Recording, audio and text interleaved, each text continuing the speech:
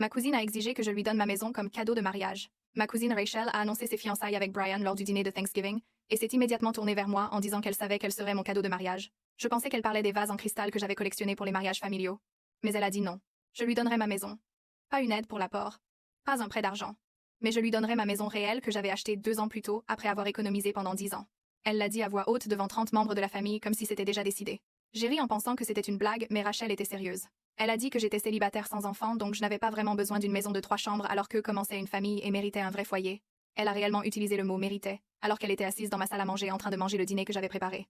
Ma tante Helen, la mère de Rachel, hochait la tête en disant que c'était si généreux de ma part d'aider le jeune couple à démarrer dans la vie. J'ai dit que je ne donnerais ma maison à personne. Et le visage de Rachel est devenu rouge.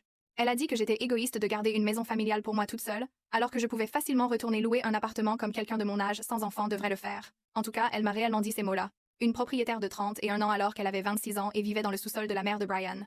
Toute la famille s'est tue, mais personne ne m'a défendu. Mon oncle Tom a dit que partager était important dans les familles. Ma propre mère a dit que je devrais y réfléchir, puisque je pourrais me permettre un autre logement plus tard. Mon père est resté silencieux, ce qui signifiait qu'il était d'accord sans avoir à le dire. Rachel a passé le reste du dîner à raconter à tout le monde les rénovations qu'il ferait dans ma maison, comment il transformerait mon bureau en chambre d'enfant, comment il repeindrait tout parce que mes choix de couleurs étaient trop sombres. Elle planifiait ma maison comme si elle lui appartenait déjà. Après le dîner, Rachel m'a prise à part et m'a dit qu'elle avait déjà annoncé à la famille de Brian que je leur offrais une maison comme cadeau de mariage, donc je ne pouvais plus reculer sans la faire passer pour une menteuse. Elle a dit que les parents de Brian étaient tellement impressionnés que sa famille soit assez généreuse pour leur fournir un logement. Apparemment, elle se vantait depuis des semaines de sa riche cousine propriétaire, qui allait les installer pour la vie. Elle a dit que si je ne suivais pas, la famille de Brian penserait qu'elle venait d'une famille de minables qui faisait de fausses promesses. J'ai dit que c'était son problème d'avoir menti et elle s'est réellement mise à pleurer en disant que je ruinais son mariage avant même qu'il n'ait lieu. Pendant les semaines qui ont suivi, Rachel continuait à se comporter comme si la maison était déjà à elle. Elle amenait Brian sans demander pour mesurer les pièces et planifier l'emplacement des meubles. Elle disait aux gens que nous faisions un transfert de titre et que nous réglions juste la paperasse. Elle faisait envoyer son courrier à mon adresse en prétendant qu'elle mettait à jour ses informations à l'avance. Elle a même dit aux voisins qu'elle emménagerait après le mariage et leur a demandé les règles de l'association de quartier. La famille de Brian a commencé à me contacter à propos de la maison aussi. Sa mère m'a appelé pour me remercier de ma générosité et me demander les taxes foncières. Son père m'a envoyé un courriel à propos du transfert des services publics, et si le toit avait été refait récemment. Ils discutaient tous de ma propriété comme si c'était déjà réglé. Rachel avait convaincu tout le monde que j'avais accepté ce plan insensé. Le point de rupture a été quand Rachel m'a envoyé une agente immobilière qu'elle voulait que j'utilise pour gérer le transfert. L'agente Diana m'a appelée confuse parce que Rachel avait dit que je voulais offrir ma maison en cadeau, mais n'avait fourni aucune preuve que j'en étais propriétaire ou que j'étais d'accord. Diana a dit qu'elle avait besoin de voir l'acte de propriété et mon consentement écrit avant de procéder. Cela m'a donné une idée. J'ai dit à Diana que j'apporterais tout à la soirée de planification du mariage de Rachel ce week-end-là. Rachel avait invité les 2 familles pour planifier le mariage et discuter du transfert de maison. Elle en avait fait un véritable événement chez les parents de Brian, avec traiteur et tout. Je suis arrivée avec un dossier qui avait l'air officiel. Et Rachel rayonnait pratiquement, pensant que j'avais apporté l'acte. Les parents de Brian me remerciaient sans cesse de donner un tel départ dans la vie à leur fils. Sa grand-mère m'a serré dans ses bras en disant que peu de gens étaient aussi généreux. Ses frères et sœurs n'arrêtaient pas de poser des questions sur les chambres libres et si le sous-sol était aménagé. Rachel leur avait clairement promis à tous une place dans ma maison. Quand tout le monde a été rassemblé, Rachel m'a demandé de présenter les documents. J'ai sorti l'acte de propriété, et je l'ai montré à Diana. Diana l'a lu et a paru confuse. Elle a levé les yeux de l'acte, m'a regardé avec une question dans les yeux, et a dit qu'elle ne voyait aucun document de transfert ni papier de donation dans le dossier que j'avais apporté. Le sourire de Rachel s'est figé sur son visage tandis que Brian se penchait en avant pour mieux voir ce que Diana tenait. J'ai repris l'acte à Diana, et j'ai expliqué calmement que c'était mon acte de propriété, montrant que j'étais la seule propriétaire, sans copropriétaire, sans transfert en cours, et aucune indication que j'avais accepté d'offrir cette maison à qui que ce soit. La pièce est devenue complètement silencieuse, sauf pour le téléphone de quelqu'un qui vibrait sur la table. La mère de Brian a arrêté de boire son vin à mi-gorgée et a reposé soigneusement son verre. Rachel a commencé à secouer la tête en disant que ce n'était pas le bon document, que j'avais dû apporter le mauvais dossier, mais sa voix était devenue aiguë et faible. J'ai sorti mon téléphone et j'ai montré à Diana les messages où Rachel m'avait dit il y a des semaines qu'elle avait déjà informé la famille de Brian du cadeau de maison et que je ne pouvais plus reculer sans la faire passer pour une menteuse. Diana a lu les messages en haussant de plus en plus les sourcils à chaque ligne. Brian a pris mon téléphone des mains de Diana et a fait défiler la conversation lui-même, tandis que son père se rapprochait pour lire par-dessus son épaule. J'ai regardé le visage de Brian changer pendant qu'il lisait Rachel me dire que ses parents étaient tellement impressionnés par ma générosité et qu'elle se vantait depuis des semaines de sa riche cousine. Sa mâchoire s'est crispée quand il est arrivé à la partie où Rachel disait que sa famille penserait qu'elle venait de gens minables si je ne suivais pas. Brian a levé les yeux vers Rachel et lui a demandé directement quand j'étais censée avoir accepté de leur donner la maison. Rachel a balbutié que c'était lors du dîner de Thanksgiving devant tout le monde, mais je l'ai interrompu pour rappeler à Brian que 30 membres de la famille m'avaient clairement entendu refuser ce soir-là. Ma mère a bougé sur sa chaise et a baissé les yeux sur ses mains. Rachel a essayé une autre approche et a dit que même si je n'avais pas promis explicitement la maison, j'avais laissé entendre que je les aiderais, et qu'elle avait juste été optimiste sur la forme que prendrait cette aide. Le père de Brian l'a coupé et a dit que Rachel leur avait dit très précisément que je transférerais l'acte comme cadeau de mariage, pas que je pourrais aider avec un apport ou leur prêter de l'argent. Elle leur avait montré des photos de ma maison et parlé des pièces qu'il rénoverait en premier. La grand-mère de Brian a parlé d'une voix calme et a dit que Rachel lui avait promis qu'elle pourrait avoir la chambre d'amis quand elle viendrait, parce que la maison serait à eux sans frais. La douleur dans sa voix a fait pleurer Rachel. Mais cette fois, c'était différent de ses larmes précédentes. Ça ressemblait à de la panique. Brian s'est levé et a demandé à Rachel de sortir avec lui, mais elle s'est agrippée à la table et a refusé de bouger. Elle a dit que si nous pouvions tous nous calmer et discuter raisonnablement, nous verrions que c'était un malentendu exagéré. Je lui ai demandé directement en quoi c'était un malentendu alors qu'elle avait envoyé une agente immobilière chez moi, fait suivre son courrier à mon adresse, dit à mes voisins qu'elle emménageait, et amené Brian plusieurs fois mesurer les pièces, sans ma permission. Le visage de Rachel est devenu rouge, et elle m'a accusé d'essayer de l'humilier devant la famille de Brian. Ma tante Hélène a enfin parlé, et a dit que même si je n'avais pas fait de promesse formelle, la famille était censée céder, et que j'étais cruelle d'embarrasser Rachel comme ça. L'oncle Tom hochait la tête, mais il semblait moins sûr qu'à Thanksgiving. La mère de Brian a reposé son verre de vin avec assez de force pour qu'il claque contre la table et a dit qu'elle voulait comprendre la chronologie des événements. Elle a demandé directement à Rachel, quand ils avaient parlé pour la première fois de la situation de la maison. Rachel a dit que c'était juste après les fiançailles, que j'avais été tellement excitée pour elle, et que j'avais mentionné vouloir les aider à démarrer dans la vie. J'ai secoué la tête et dit que ça n'était jamais arrivé. Que la première fois que Rachel avait mentionné la maison, c'était à Thanksgiving quand elle avait annoncé devant tout le monde qu'elle savait quel serait mon cadeau.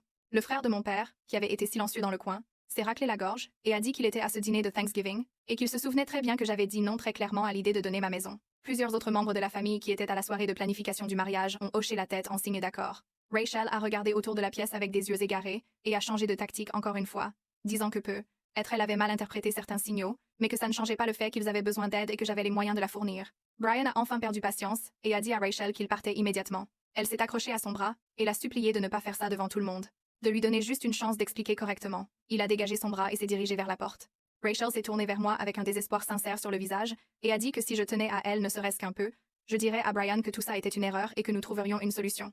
Je l'ai regardée et j'ai dit que oui, je tenais à elle, c'est pour ça que j'avais préparé le dîner de Thanksgiving et collectionné des vases en cristal pour son mariage, mais que je ne donnerais jamais la maison pour laquelle j'avais économisé 10 ans. Je lui ai dit qu'elle avait créé cette situation en mentant à tout le monde, et qu'à présent elle devait affronter les conséquences de ses mensonges. Le père de Brian s'est levé et a dit que sa famille avait besoin de temps pour digérer ce qu'il venait d'apprendre. Sa mère m'a serré brièvement dans ses bras et m'a murmuré des excuses pour la confusion. La grand-mère de Brian a touché mon bras en passant et a dit qu'elle était désolée pour toute la pression que j'avais ressentie. Ils sont sortis de la pièce un par un, laissant Rachel debout là avec des larmes qui coulaient sur son visage, et ma tante Hélène qui se précipitait pour la réconforter. Les jours qui ont suivi cette soirée ont été étranges et silencieux. J'ai appris par ma mère que Rachel avait quitté le sous-sol de la mère de Brian et était retournée vivre chez Hélène et Tom. Apparemment, Hélène disait à tous ceux qui voulaient l'entendre que Rachel avait le cœur brisé et que c'était entièrement de ma faute parce que j'étais égoïste avec ma propriété. Ma mère a dit qu'Hélène oubliait commodément que Rachel avait menti à 2 familles entières et essayé de voler une maison. Je n'ai pas eu de nouvelles directement de Rachel, mais j'ai reçu plusieurs textos furieux d'Hélène disant que j'avais ruiné la vie de sa fille et détruit sa chance de bonheur. J'ai bloqué son numéro après le 5e message. 3 semaines après que tout s'est effondré à la soirée, ma mère m'a appelé pour me dire que Brian avait officiellement rompu les fiançailles. Elle a dit que Rachel était dévastée et restait dans son ancienne chambre d'enfant, mangeant à peine et ne sortant presque pas. J'étais vraiment triste pour Rachel qui vivait ce genre de chagrin d'amour, parce que les ruptures sont douloureuses quelle qu'en soit la cause. Mais je savais aussi que la relation était construite sur des mensonges qu'elle avait racontés, et qu'elle se serait effondrée tôt ou tard, même sans l'histoire de la maison qui avait forcé tout à éclater au grand jour. Une relation qui commence avec une personne qui trompe toute la famille de l'autre ne va pas durer. Mon téléphone a commencé à sonner plus souvent la semaine suivante avec des membres de la famille qui appelaient pour parler de ce qui s'était passé. Ma cousine Jacqueline m'a appelé et a dit qu'elle avait réfléchi à toute la situation et qu'elle était horrifiée par ce que Rachel avait essayé de faire. Elle a dit qu'elle n'aurait jamais attendu de quelqu'un qui l'abandonne sa maison et qu'elle était désolée de ne pas avoir pris la parole plus tôt quand d'autres membres de la famille me mettaient la pression. Son soutien signifiait plus que je ne l'avais imaginé parce que Jacqueline et moi n'étions pas particulièrement proches, mais avoir sa validation m'a aidé à me sentir moins seule dans la famille. D'autres membres de la famille ont aussi pris contact. Certains pour s'excuser d'être restés silencieux à Thanksgiving, d'autres pour admettre qu'ils étaient mal à l'aise avec la campagne de pression, mais ne savaient pas comment intervenir. J'ai commencé à me sentir comme si je n'étais être pas la méchante de la famille après tout. J'ai passé un samedi après-midi à changer toutes mes serrures, parce que je ne faisais plus confiance à Rachel, pour ne pas essayer quelque chose de vindicatif maintenant que tout s'était effondré. Ça semblait paranoïaque pendant que je le faisais, dévisser les anciens verrous et installer les nouveaux, mais ça semblait aussi nécessaire. Rachel avait déjà prouvé qu'elle n'avait aucun respect des limites en faisant suivre son courrier à mon adresse et en disant aux voisins qu'elle emménageait. Je ne pouvais pas risquer qu'elle débarque avec une clé d'une façon ou d'une autre, ou qu'elle essaye d'établir une résidence chez moi. J'ai aussi appelé une société de sécurité qui a installé des caméras à ma porte d'entrée, porte arrière et garage. L'installateur m'a demandé s'il y avait eu des cambriolages dans le quartier, et j'ai juste dit que je voulais me sentir plus en sécurité. Regarder les flux des caméras sur mon téléphone cette nuit-là, voir mon propre Porsche sous plusieurs angles, m'a fait me sentir plus en sécurité, même si c'était triste d'avoir besoin de mesures de sécurité contre ma propre cousine. Ma mère m'a envoyé un texto le lendemain pour me demander si je voulais déjeuner ensemble. J'ai presque dit non parce que j'étais encore blessée qu'elle ne m'ait pas défendue à Thanksgiving. Mais quelque chose dans son message m'a fait penser qu'elle voulait vraiment parler de ce qui s'était passé. Nous nous sommes retrouvés dans un restaurant à mi-chemin entre nos maisons. et elle avait l'air nerveuse quand je me suis assise. Elle a commandé un café et a immédiatement commencé à s'excuser avant même que le serveur ne s'éloigne. Elle a dit qu'elle était vraiment désolée de ne pas m'avoir défendu immédiatement à Thanksgiving, quand Rachel avait fait son annonce. Elle a expliqué qu'elle avait été tellement choquée par l'audace de Rachel, qu'elle était tombée par défaut dans le mode apaisement, essayant de calmer les choses au lieu de défendre ce qui était juste.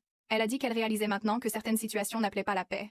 Elles appelaient des limites claires, et qu'elle aurait dû dire à Rachel dès ce moment-là qu'exiger la maison de quelqu'un était complètement inacceptable. Entendre ma mère admettre cela a tout changé pour moi. Elle a dit qu'elle avait passé des semaines à réfléchir à son propre évitement de conflit, et comment cela avait permis au comportement de Rachel d'escalader, parce que personne ne l'avait arrêté tôt. Si elle avait parlé fermement à Thanksgiving, peut-être que Rachel ne se serait pas sentie autorisée à continuer à mentir et à planifier comme si la maison était déjà à elle. J'ai accepté les excuses de ma mère, et je lui ai dit que j'appréciais qu'elle reconnaisse ce qui avait mal tourné. Mais je lui ai aussi fait comprendre qu'à l'avenir, j'avais besoin qu'elle me soutienne activement dans les situations familiales, plutôt que de rester neutre ou d'essayer de garder la paix à mes dépens. Elle a accepté immédiatement et a dit qu'elle comprenait que son silence avait ressemblé à un abandon. Elle a admis que son évitement de conflit avait permis au comportement de Rachel d'escalader en ne l'arrêtant pas tôt, et elle a promis d'être plus directe à l'avenir, en dénonçant les comportements inappropriés, même si cela rendait les réunions de famille inconfortables. Nous avons parlé pendant 2 heures pendant le déjeuner, et j'ai senti notre relation commencer à guérir. Ce n'était pas complètement réparé parce que la confiance prend du temps à se reconstruire, mais c'était un vrai début. Elle a payé le déjeuner et m'a serré dans ses bras sur le parking, plus longtemps que d'habitude. Un mois après la soirée, j'ai dû assister à un enterrement familial pour un parent éloigné que je connaissais à peine. Je redoutais d'y aller parce que je savais que Rachel serait là, et je n'avais aucune idée de comment elle réagirait en me voyant. Quand je suis entrée dans la maison funéraire, j'ai immédiatement repéré Rachel assise au premier rang à côté d'Hélène. Elle était en noir et regardait droit devant elle, sans regarder autour d'elle. Quand je suis passée pour signer le livre d'or, elle n'a même pas jeté un regard dans ma direction. Helen a gardé Rachel près d'elle tout au long du service et m'a lancé des regards hostiles chaque fois que je bougeais. L'oncle Tom était là aussi, debout un peu à l'écart de sa femme et de sa fille, et quand nos regards se sont croisés, il m'a fait un signe de tête. Ce n'était pas amical, mais ce n'était pas hostile non plus. Ça ressemblait peu, être à une reconnaissance à contre-cœur que les choses étaient allées trop loin. Après le service, pendant la réception à l'église, le frère de mon père m'a prise à part près de la table du café. Il a dit qu'il avait réfléchi à tout ce qui s'était passé, et qu'il voulait que je sache qu'il pensait que j'avais géré la situation correctement. Il a dit que Rachel avait besoin de faire face aux conséquences de sa manipulation et de ses mensonges, et que parfois les membres de la famille doivent être tenus responsables même quand c'est inconfortable. Il a admis que plusieurs membres de la famille avaient été mal à l'aise avec la campagne de pression, mais n'avaient pas parlé, et qu'il regrettait son propre silence. Le fait qu'il dise cela à voix haute, en reconnaissant que d'autres personnes avaient vu à quel point c'était mal mais étaient restés silencieux, m'a fait me sentir validée d'une manière à laquelle je ne m'attendais pas. J'ai commencé à faire plus d'efforts pour reconstruire les relations avec les membres de la famille, qui m'avaient soit soutenue pendant tout ça, soit s'étaient excusés depuis. J'ai rappelé Jacqueline et nous avons pris un café. J'ai accepté les invitations des membres de la famille qui avaient pris contact. Je créais lentement un cercle plus petit de famille qui respectait les limites et en qui je pouvais avoir confiance. En même temps, j'ai dû accepter que Helen, Tom et Rachel ne me pardonneraient probablement jamais de ne pas avoir permis le vol de la maison. Helen ne m'adressait toujours pas la parole lors des événements familiaux. Tom était poli, mais distant. Rachel m'évitait complètement. Ça faisait mal parce que nous avions été proches quand nous étions plus jeunes, mais je reconnaissais que c'était une limite nécessaire pour mon propre bien-être. Je ne pouvais pas avoir dans ma vie des gens qui pensaient qu'il était acceptable d'essayer de prendre ma maison par des mensonges et de la manipulation.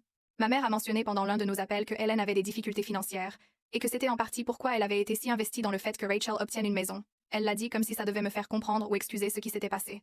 J'ai ressenti un éclair de sympathie parce que le stress financier est vraiment dur, et je ne voulais pas qu'Hélène souffre. Mais je me suis rappelé que leurs problèmes financiers ne m'obligeaient pas à sacrifier 10 ans d'économie et ma maison. Beaucoup de gens luttent avec l'argent sans essayer de voler la maison de leurs proches. La situation financière d'Hélène pouvait expliquer son désespoir, mais ne l'excusait pas d'avoir soutenu les mensonges et la manipulation de Rachel. J'ai dit à ma mère que j'étais désolée pour les difficultés d'Hélène, mais que ça ne changeait rien à ce que Rachel avait essayé de faire ni à ce que j'avais dû faire pour l'arrêter. 2 mois ont passé, et je me suis retrouvée dans la section fruits et légumes du supermarché, en train de tenir un sac de pommes et d'essayer de me rappeler si j'avais besoin d'autre chose. Je me suis tournée vers le rayon pain et j'ai failli rentrer directement dans Brian. Nous nous sommes tous les deux arrêtés net, et il y a eu cette seconde gênante où aucun de nous ne savait quoi dire. Il avait l'air différent, plus mince être, ou juste fatigué d'une manière qui le faisait paraître plus vieux. Il a dit bonjour en premier, et j'ai répondu bonjour, et puis nous sommes restés là avec nos chariots entre nous comme une sorte de barrière. Il m'a demandé comment j'allais, et j'ai dit bien, en gardant une voix neutre parce que je ne savais pas où cette conversation allait. Il a hoché la tête, et a dit qu'il voulait me remercier encore d'avoir été honnête sur tout, que ça avait été dur, mais qu'il allait mieux maintenant. Il m'a dit qu'il se concentrait sur sa propre vie, et qu'il faisait plus attention à qui il faisait confiance. Et la façon dont il l'a dit laissait clairement entendre qu'il parlait de Rachel en particulier. Je lui ai dit que j'étais contente qu'il aille bien, et je le pensais parce que le voir blessé à cette soirée avait été horrible, même si rien de tout ça n'était de ma faute. Nous avons parlé peu, être 3 minutes de plus de rien d'important, la météo, la circulation, et comment le supermarché avait tout réorganisé encore. Et puis il a dit qu'il devait y aller. Nous nous sommes dit au revoir, et sommes partis dans des directions opposées. Et j'ai ressenti ce mélange étrange de soulagement et de tristesse, que nous ayons réussi à avoir une conversation normale. 1 semaine plus tard, ma mère m'a appelé pendant que je préparais le dîner, et m'a dit que Rachel avait trouvé un travail dans un autre état. Elle l'a dit comme si c'était une bonne nouvelle, comme si Rachel montait dans le monde, mais je pouvais entendre l'inquiétude en dessous. Ma mère a expliqué que Rachel voulait un nouveau départ loin du drame familial et des rappels de ses fiançailles rompues. Je comprenais cette impulsion parce que commencer ailleurs peut ressembler à appuyer sur le bouton reset de sa vie. Mais je pensais aussi que Rachel fuyait le fait de devoir affronter ce qu'elle avait fait. Fuyait les membres de la famille qui savaient maintenant qu'elle avait menti, les voisins qui l'avaient vu planifier d'emménager dans une maison qui n'était pas la sienne. Ma mère m'a demandé si je pensais que Rachel irait bien là-bas toute seule. Et j'ai dit que je ne savais pas. J'ai voulu dire que Rachel avait fait ses choix, et qu'à présent elle devait vivre avec. Mais ma mère avait déjà l'air assez triste. Après avoir raccroché, je suis restée dans ma cuisine à remuer les pattes en pensant à comment Rachel avait essayé de tout me prendre et qu'à la place elle quittait tout derrière elle. Les réunions familiales suivantes se sont passées différemment, sans Rachel. Il y avait moins de tension dans la pièce, moins d'inquiétude que quelqu'un dise la mauvaise chose, et déclenche une autre dispute. Mais Helen refusait toujours de me regarder quand nous étions dans le même espace. À la fête de remise de diplôme de ma cousine, Helen est restée de l'autre côté du jardin tout le temps, parlant à d'autres membres de la famille, mais en m'ignorant ostensiblement chaque fois que je m'approchais. Ma mère m'a dit plus tard qu'Helen me blâmait pour le fait que Rachel soit partie si loin et soit isolée de la famille. Ça m'a frustrée parce que Rachel s'était isolée elle-même par ses propres choix, par ses mensonges et sa manipulation, et son refus de prendre ses responsabilités. Helen agissait comme si je l'avais personnellement chassée de l'État, alors qu'en réalité Rachel s'était elle-même mise là pour éviter d'affronter ce qu'elle avait fait. Ma mère a essayé de jouer les médiatrices, suggérant que être le temps aiderait Helen à voir les choses différemment, mais je ne retenais pas mon souffle. 3 semaines plus tard, je suis allée à une fête d'anniversaire familiale pour l'un de mes plus jeunes cousins.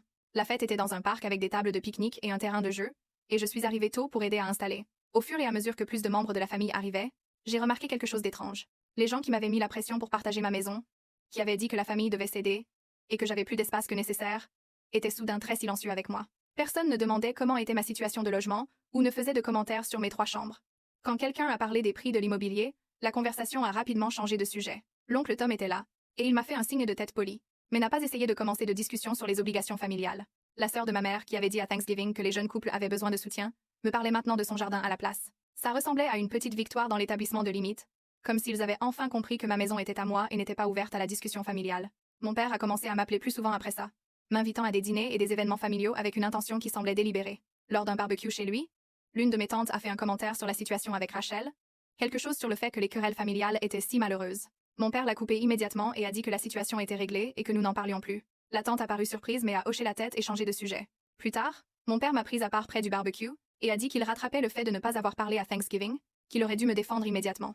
Je lui ai dit que j'appréciais son soutien maintenant et que ça m'aidait à me sentir moins isolée dans la famille. Il a serré mon épaule et a dit qu'il était fier de la façon dont j'avais géré tout ça, ce qui m'a serré la gorge parce que j'avais voulu entendre ça pendant des mois.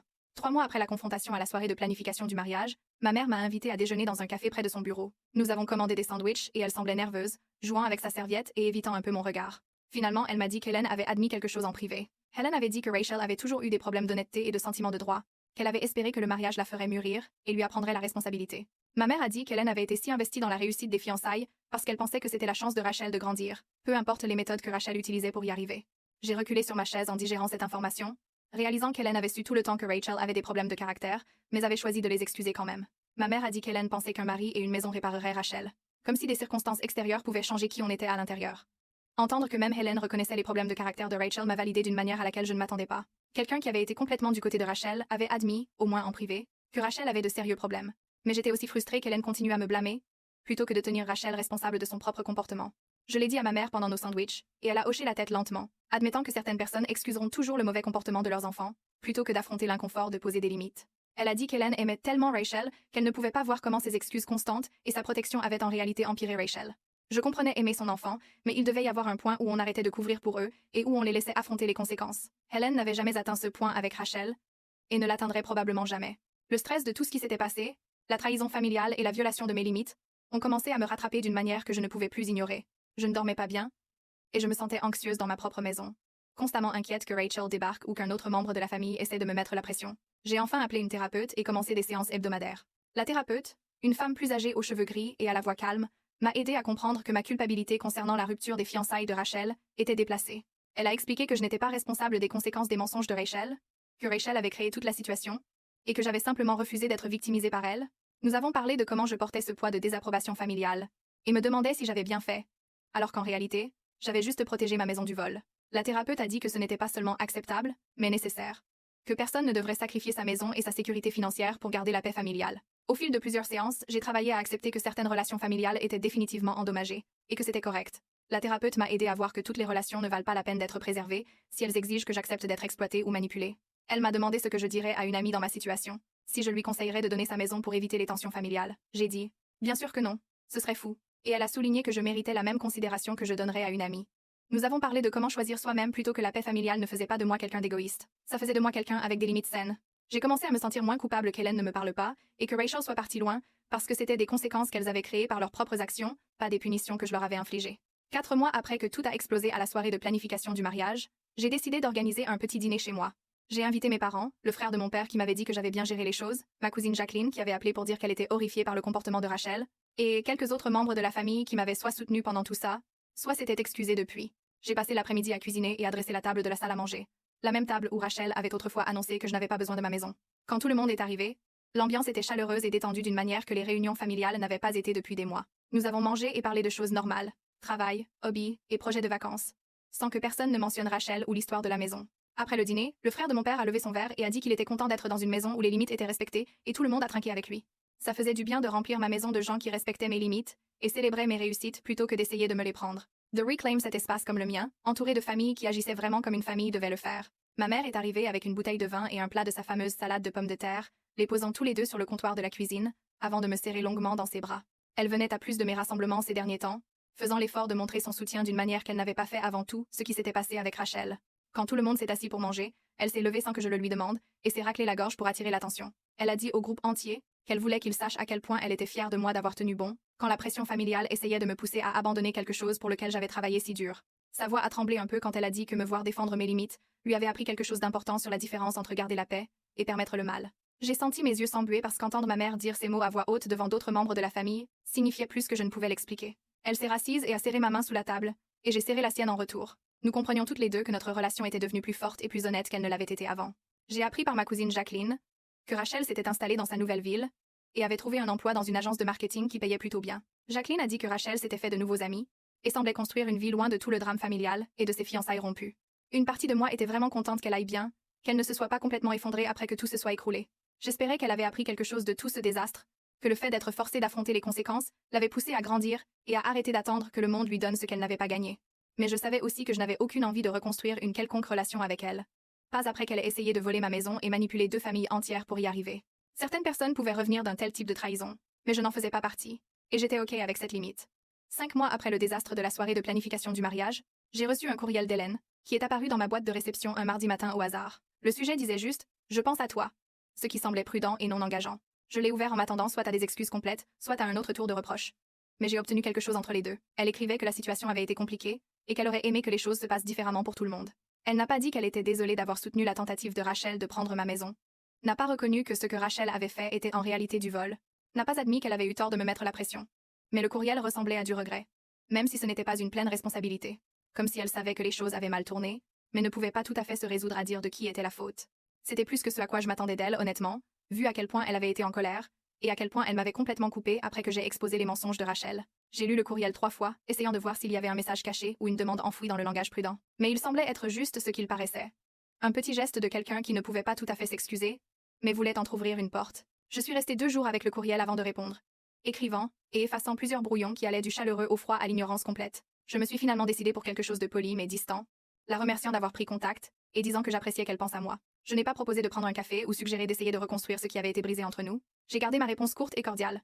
Du genre qu'on envoie à quelqu'un qu'on connaissait autrefois mais qu'on ne veut pas vraiment revoir dans sa vie. Certaines relations pouvaient exister dans un état civil mais distant. Et cela semblait approprié pour moi et Hélène, vu qu'elle n'avait jamais pleinement reconnu que sa fille avait essayé de voler ma maison par des mensonges et de la manipulation. Je pouvais être polie sans être proche, pouvais répondre sans m'ouvrir à plus de pression ou de jugement.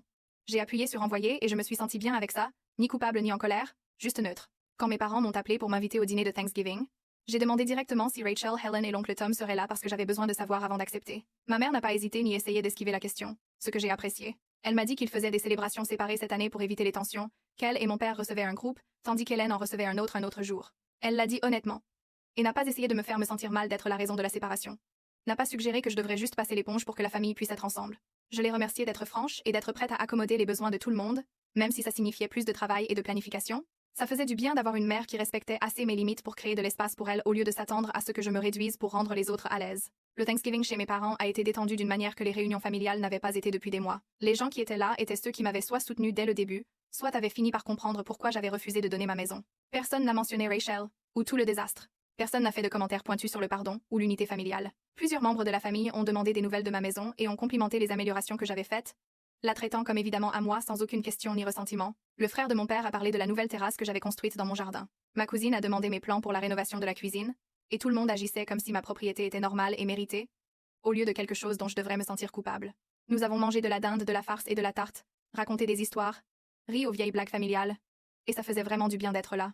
Assise à la table de la salle à manger de mes parents avec une assiette de nourriture et des gens qui me respectaient vraiment, j'ai réalisé que quelque chose avait changé en moi. J'avais arrêté de me sentir coupable pour les fiançailles rompues de Rachel et les tensions familiales qui avaient résulté de mon refus d'être exploitée. Les gens qui comptaient avaient soit été à mes côtés dès le début, soit avaient fini par voir la situation clairement. Ceux qui ne l'avaient pas fait, qui pensaient encore que j'aurais dû sacrifier ma maison pour garder la paix familiale, n'étaient pas des relations qui valaient la peine d'être maintenues au prix de mon respect de moi et de ma sécurité financière. J'avais passé des mois à porter ce poids de me demander si j'avais bien fait, si j'avais été trop dure, si j'aurais dû gérer différemment. Mais assise là à Thanksgiving, je me sentais complètement certaine d'avoir fait le seul choix que je pouvais faire, sans me trahir moi-même. 6 mois après la confrontation à la soirée de planification du mariage, ma patronne m'a appelée dans son bureau et m'a dit que j'étais promue manager senior avec une augmentation significative. J'avais travaillé pour cette promotion pendant plus d'1 an, faisant des heures supplémentaires et prenant des projets supplémentaires, et le fait que ça arrive enfin ressemblait à une validation que ma vie professionnelle prospérait, même pendant que ma vie familiale avait été un désastre. J'ai célébré en commençant les rénovations de mon bureau à domicile, la pièce que Rachel voulait transformer en chambre d'enfant pour des enfants qu'elle n'avait même pas encore. J'ai engagé un entrepreneur pour construire des étagères sur mesure le long d'un mur, acheté un nouveau bureau qui s'intégrait parfaitement sous la fenêtre, et peint les murs en bleu profond que j'avais toujours voulu mais que je n'avais jamais pris le temps de faire. Chaque fois que j'entrais dans cette pièce et voyais mes livres organisés sur les nouvelles étagères, et mon matériel de travail étalé sur le bureau, je me sentais puissante d'une manière qui n'avait rien à voir avec qui que ce soit d'autre. J'avais réclamé cet espace pour mes propres objectifs et ma propre vie, transformant ce que Rachel avait essayé de me prendre en quelque chose qui m'appartenait complètement. Ma mère est venue voir la rénovation terminée du bureau, et a marché dans la pièce, touchant les étagères et admirant la couleur de la peinture. Elle est restée 1 minute dans l'embrasure de la porte, juste à regarder tout, avant de mentionner nonchalamment qu'Hélène avait demandé comment j'allais, ce qui pourrait être un petit pas vers une éventuelle réconciliation. Je lui ai dit que j'étais ouverte à des relations civiles avec Hélène, mais que je ne prétendrais pas que la situation de la maison n'avait pas révélé une grave dysfonction familiale, à laquelle Hélène avait activement participé. J'ai dit que je pouvais être polie lors des événements familiaux et échanger des courriels occasionnels, mais que je n'étais pas intéressée à prétendre que nous étions proches ou que ce qui s'était passé n'était qu'un malentendu que tout le monde pouvait laisser derrière. Ma mère a hoché la tête et a dit qu'elle comprenait qu'elle dirait à Hélène que j'allais bien, et laisserait comme ça. J'ai assisté à un mariage familial pour une autre cousine, une des plus jeunes du côté de mon père qui venait juste de terminer l'université. Rachel n'était pas là, ce qui ne m'a pas surprise puisqu'elle avait déménagé, et ne revenait probablement pas pour les événements familiaux bientôt. Mais Hélène était là assise avec l'oncle Tom à une table près du fond de la salle de réception. Nous nous sommes regardés quand je suis entrée et je suis allée à leur table pour dire bonjour, parce que les ignorer aurait été gênant et évident. Hélène s'est levée et nous avons échangé des salutations polies, posé des questions basiques sur comment allait l'autre, et n'avons rien mentionné sur Rachel ou les maisons ou le désastre qui avait divisé notre famille. Ça ressemblait à la bonne quantité de contacts, civils mais distants, reconnaissant l'existence de l'autre sans prétendre être proche. L'oncle Tom m'a même complimenté sur ma robe, disant que la couleur m'allait bien, ce qui était peu. Être sa façon de tendre un rameau d'olivier, sans avoir à s'excuser directement d'avoir fait pression pour que je donne ma maison. Je l'ai remercié, et suis partie trouver ma table à signer, me sentant OK avec cette brève interaction. Ni contrariée, ni particulièrement chaleureuse. Ma cousine Emma, qui a 23 ans, et vient juste de commencer son premier vrai travail, m'a trouvée près de la table des desserts pendant la réception. Elle m'a demandé si j'avais des conseils pour économiser pour une maison, parce qu'elle voulait commencer tôt comme je l'avais fait. Je lui ai dit d'ouvrir un compte d'épargne séparé qu'elle ne toucherait jamais, et d'automatiser les virements de chaque paye pour ne même pas voir l'argent. Son amie Sarah nous a rejointes et a demandé les pourcentages d'apport et les frais de clôture, me traitant comme quelqu'un qui avait compris quelque chose d'important au lieu de quelqu'un qui aurait dû tout donner. J'ai passé 20 minutes à leur expliquer les taux d'intérêt et les taxes foncières et les coûts d'inspection, me sentant utile d'une manière qui n'avait rien à voir avec le sacrifice. Emma a dit qu'elle voulait posséder quelque chose à elle avant ses 30 ans, que me voir garder ma maison lui avait montré qu'il était possible de se défendre même quand tout le monde faisait pression pour faire autre chose. Sarah a hoché la tête et a dit que ses parents n'arrêtaient pas de lui dire de louer pour toujours, parce qu'acheter était trop dur, mais que me voir lui faisait penser différemment. J'ai réalisé que les plus jeunes cousins ne me voyaient pas comme égoïste. Ils voyaient mes limites comme de la force, comme la preuve qu'on pouvait protéger ceux pour quoi on avait travaillé sans s'excuser. 2 autres cousins sont venus poser des questions sur la préapprobation de prêt et les scores de crédit, et je me suis sentie vraiment heureuse de partager ce que j'avais appris, au lieu de défendre mon droit de le garder. Mon père m'a trouvée seule près du parking après que la plupart des invités étaient partis. Il a posé sa main sur mon épaule et a dit qu'il était fier de la façon dont j'avais géré tout avec Rachel et la maison. Sa voix était calme mais ferme quand il m'a dit que défendre ses droits face à la pression familiale était plus courageux que tout ce qu'il avait réussi à mon âge. Il a admis qu'il aurait dû parler à Thanksgiving, au lieu de rester silencieux, que son silence avait rendu les choses plus dures pour moi quand j'avais besoin de soutien. J'ai senti ma gorge se serrer parce que son respect signifiait tout pour moi, plus que je ne l'avais réalisé jusqu'à ce qu'il le dise à voix haute. Il a expliqué que me voir refuser de céder lui avait appris quelque chose sur la différence entre garder la paix et permettre un mauvais comportement. Mon père a dit qu'il avait passé trop d'années à éviter le conflit en restant silencieux, laissant les autres pousser les limites parce que parler était inconfortable. Il m'a dit que gagner son soutien ouvert valait le chaos familial temporaire. qu'il préférait avoir une relation honnête avec moi qu'une relation paisible et fausse, construite sur le fait que je me sacrifie. Nous sommes restés là quelques minutes, sans rien dire, juste bien ensemble d'une manière que nous n'avions pas été depuis que tout ça avait commencé. Quand nous sommes retournés vers la salle de réception, je me sentais plus légère en sachant que mon père comprenait enfin pourquoi je ne pouvais pas donner ma maison juste pour rendre les autres à l'aise. 7 mois après la confrontation à la soirée de planification du mariage, je me suis réveillée dans ma maison un samedi matin, en me sentant complètement en paix. Le drame s'était estompé en quelque chose qui était arrivé plutôt que quelque chose qui arrivait encore, et ma vie s'était installée dans une routine qui semblait juste. J'avais gardé les relations avec les membres de la famille qui respectaient les limites, des gens comme mon père et ma cousine Emma, qui comprenaient que se protéger n'était pas égoïste. J'avais établi une distance avec tante Helen et oncle Tom, les voyant aux grands événements familiaux, mais sans prétendre que nous étions proches ou que tout allait bien entre nous. Rachel vivait toujours dans un autre état, et j'avais des nouvelles par ma mère de temps en temps, mais je ne demandais pas de détails. J'avais appris que me protéger n'était pas quelque chose dont je devais me sentir coupable, que choisir mon propre bien, être plutôt que la pression familiale était en réalité la chose la plus saine que je pouvais faire. Certaines relations étaient endommagées de façon permanente, et c'était ok. Parce que les garder auraient exigé que j'accepte d'être exploitée. J'ai fait du café dans ma cuisine, la même cuisine que Rachel avait essayé de revendiquer comme la sienne, et je me suis sentie reconnaissante pour chaque décision qui m'avait menée à être encore là. La maison était calme et complètement à moi, remplie de mes meubles et de mes choix et de ma vie que j'avais construite sans la permission de personne. Je me suis assise dans mon bureau rénové avec mon ordinateur portable, prête à travailler sur un projet qui me tenait vraiment à cœur. Les étagères sur mesure contenaient mes livres. Le bureau sous la fenêtre était couvert de mes affaires. Et les murs bleus profonds réfléchissaient la lumière d'une manière qui me rendait heureuse chaque fois que j'entrais. C'était la pièce que Rachel voulait transformer en chambre d'enfant pour des enfants qu'elle n'avait même pas. Et à la place, elle était devenue l'espace où je faisais mon meilleur travail. J'avais économisé pendant 10 ans pour acheter cette maison, fait des heures supplémentaires, sauté des vacances, et fait des sacrifices que Rachel n'avait jamais compris ni appréciés. La tentative de Rachel de prendre ma maison m'avait appris que j'étais assez forte pour tenir seule si nécessaire, que je pouvais survivre au rejet familial et à la pression sociale sans m'effondrer. Mais j'étais reconnaissante de ne pas avoir eu à tenir complètement seule, que les gens qui comptaient vraiment avaient été à mes côtés quand ça comptait. Mon père m'avait soutenue.